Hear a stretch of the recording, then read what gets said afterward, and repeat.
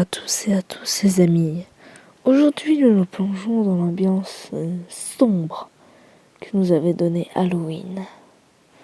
Vous l'aurez compris, bienvenue dans une histoire d'horreur. Ça faisait longtemps, très longtemps, que je n'étais pas revenu sur ce concept. Maintenant ça va faire environ 3 mois. Vous allez me dire, oui, mais 3 mois c'est pas beaucoup quand tu sais que ma chaîne n'existe que depuis 5 mois. Pour moi ça fait beaucoup. Donc, venons à notre histoire qui va se dérouler en 2 parties. Je commence.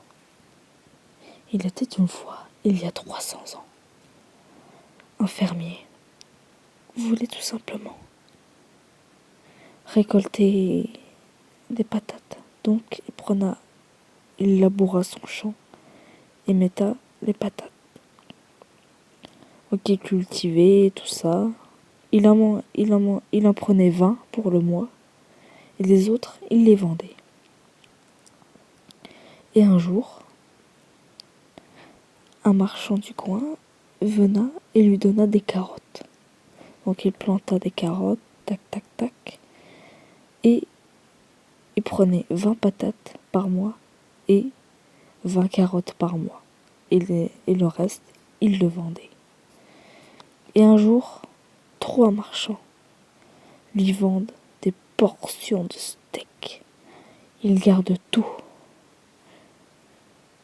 Jusqu'au jour où un homme vêtu de noir apparut. L'homme se faisait nommer l'homme de l'ombre. Mais tout le monde s'en fichait de cet homme, parce qu'il ne faisait que passer. On ne voyait jamais son visage. Le fermier le vit, venait vers lui, lui tendant la main pour lui faire bonjour. L'homme de l'ombre tendait la main, et sa main était carbonisée. Le fermier lui serra la main et lui demanda « Dis donc l'ami, vous n'avez pas été un peu brûlé à la main ?» Il répond par un « Oui, j'ai été brûlé au 3e degré, il y a très longtemps. » Le fermier lui dit « Venez chez moi, on va boire un verre. » Finalement, le monstre lui répondit qu'il ne pouvait pas. Il avait quelque chose d'important à aller faire. Le fermier ne le retena pas. Il parta. Le lendemain, le même homme qui repasse par le chemin inverse et qui cette fois-ci, quand le fermier vient vers lui, tombe en poussière. La poussière disparaît. Le fermier commence à se demander si tout ça était normal. Quand il retourna chez lui, tout commençait à brûler. Le fermier metta sa main pour sauver tout ce qu'il avait. Et finalement, le fermier finit par brûler dans sa maison, avec tous ses biens. Et notamment son fils et sa fille, plus sa femme, qui meurent brûlés dans le feu.